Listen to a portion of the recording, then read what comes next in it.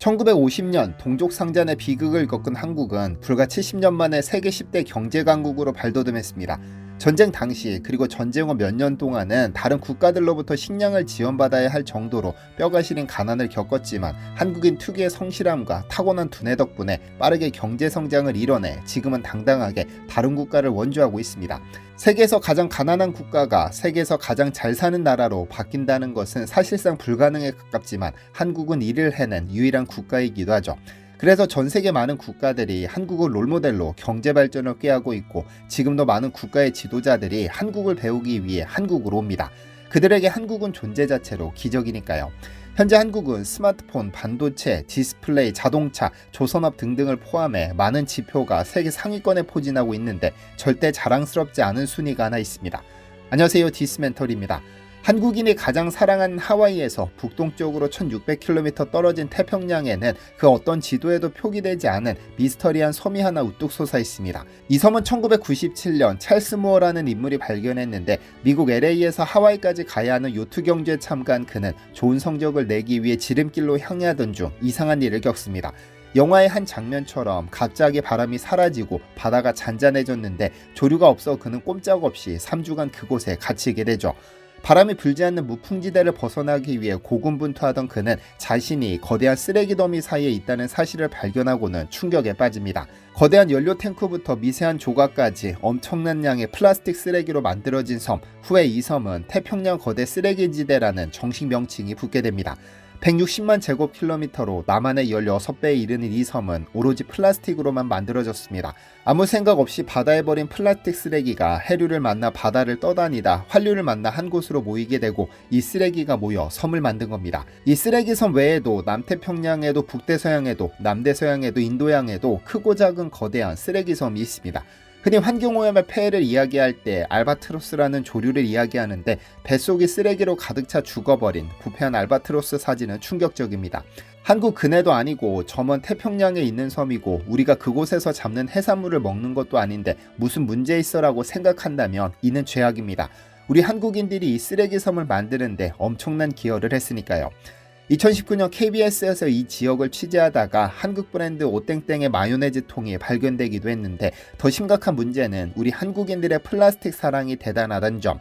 자랑스러운 1위도 있지만 부끄러운 1위도 있기 마련인데 미국의 국립과학공학의학원은 전 세계 주요국의 플라스틱 쓰레기 배출 현황 보고서에서 한국은 자랑스럽게 1위를 차지했습니다. 각국의 쓰레기 배출량 중 플라스틱 비중에서 한국은 24.3%로 당당하게 1위로 선정됐으며 배출량에 있어서도 미국, 영국에 이어 세계 3위로 선정됐죠. 한국인 한 명이 1년에 배출하는 플라스틱이 무려 88kg, 웬만한 성인 한 명 몸무게만큼의 플라스틱을 배출한다는 것인데 평생이 아니라 1년이라는 점에 주목할 필요가 있습니다. 그런데 이를 줄이려는 노력만큼이나 플라스틱 쓰레기를 늘리는 일도 빈번하게 발생합니다.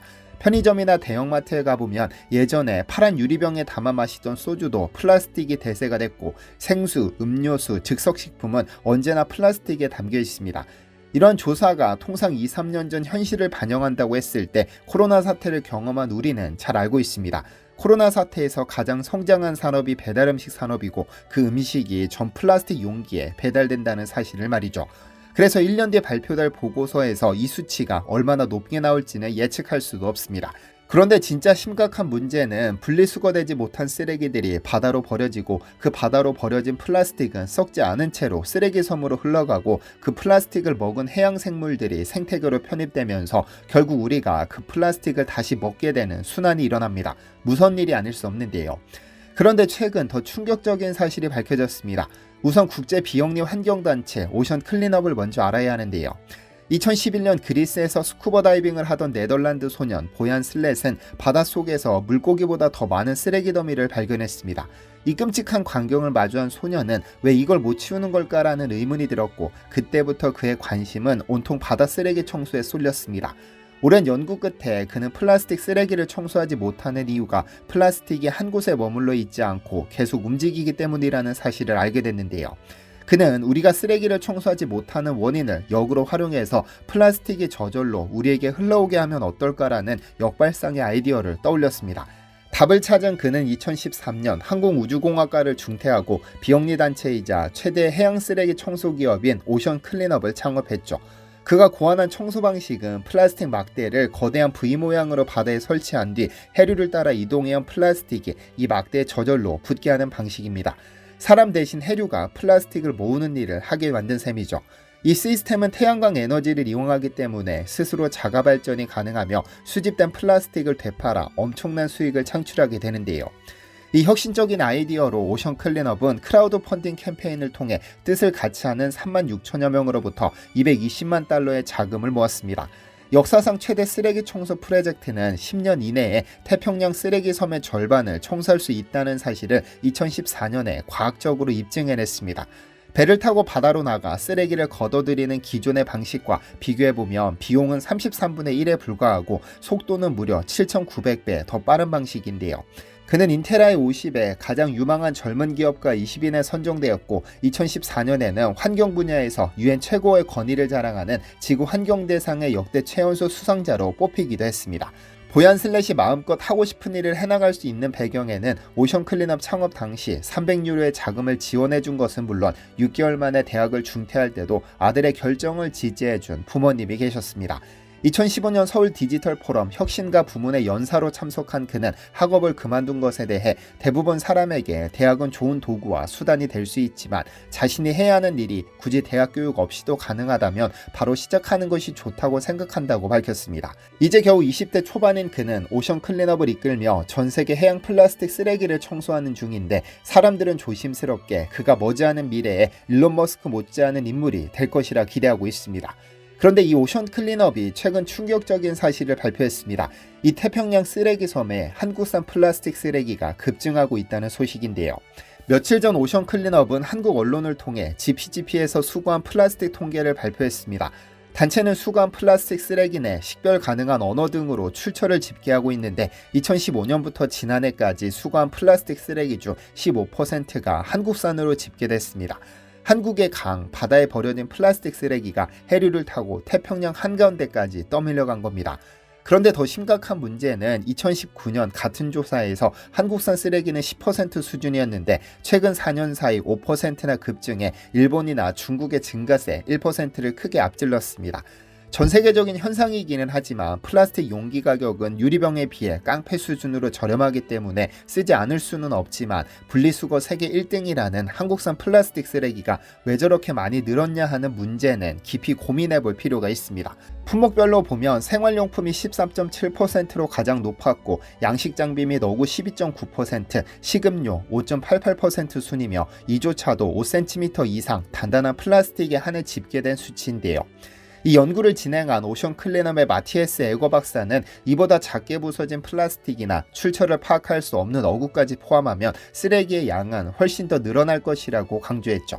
실제 오션 클린업에 따르면 GPGP에서 수거한 플라스틱 쓰레기의 3분의 1은 식별 불가능한 파편인데 이는 바람과 해류에 의해 다른 쓰레기들과 부딪히면서 파편화되고 있다는 방증이기도 합니다. 그런데 이는 해양 생물에게 그리고 궁극적으로는 인간에게 영향을 미치기 마련입니다.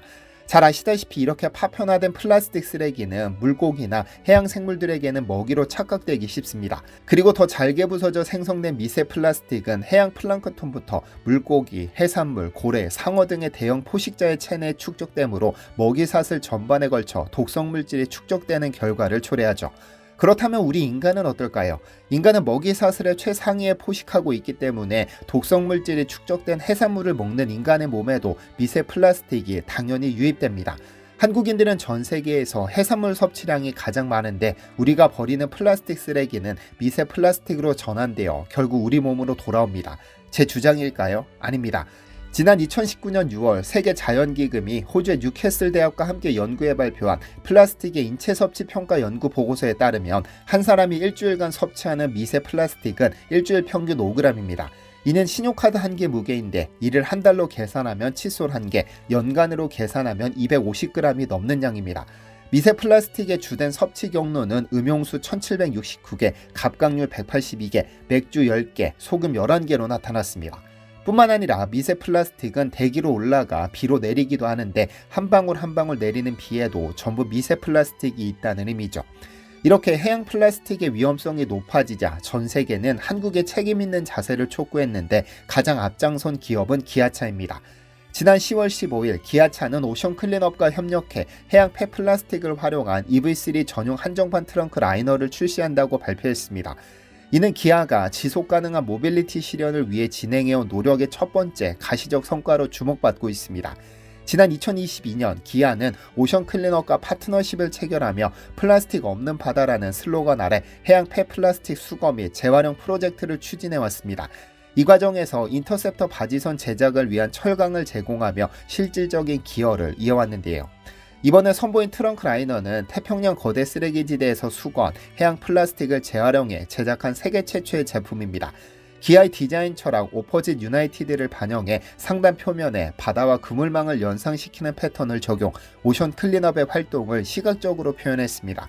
이 제품은 재활용 해양 플라스틱을 40% 사용하면서도 기존 제품과 동등한 내구성과 품질을 자랑하는데 유럽 등 일부 지역에서만 한정적으로 판매되며 소비자는 제품에 담긴 QR코드를 통해 제작 과정과 환경적 의미를 확인할 수 있습니다. 한편 기아는 2030년까지 완성차 재활용 플라스틱 사용률을 20% 이상으로 확대하고 차량 폐기 시 환경 영향을 최소화하기 위해 재활용 선순환 체계를 구축할 계획입니다. 이를 통해 폐배터리와 플라스틱의 재활용률을 높이며 지속가능한 모빌리티 분야의 선두주자로 자리매김하고자 합니다. 오늘 태평양 쓰레기 섬 사례에서 보셨듯 바다는 쓰레기통이 아닙니다. 일부러 버렸든 다른 곳에 실수로 버렸다 바다로 흘러들었든 현재 태평양 쓰레기 섬에는 수십만 톤의 플라스틱이 떠다닙니다.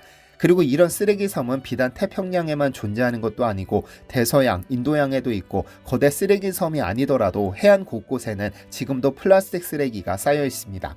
어쨌든 이렇게 버려진 것들은 해양 생물이 먹게 되고 결국 우리 식탁으로 되돌아옵니다. 작은 플라스틱 하나를 버리지 않는 여러분의 선택이 바다와 우리의 미래를 지킬 수 있습니다. 시청해주셔서 감사합니다. 디시멘터리에서는 여러분의 제보를 기다립니다. 제 채널에서 다뤘으면 좋겠는 뉴스 또는 널리 알려졌으면 하는 영상은 디시멘터리 네이버.com으로 보내주시면 소중히 제작하겠습니다. 시청해주셔서 감사합니다.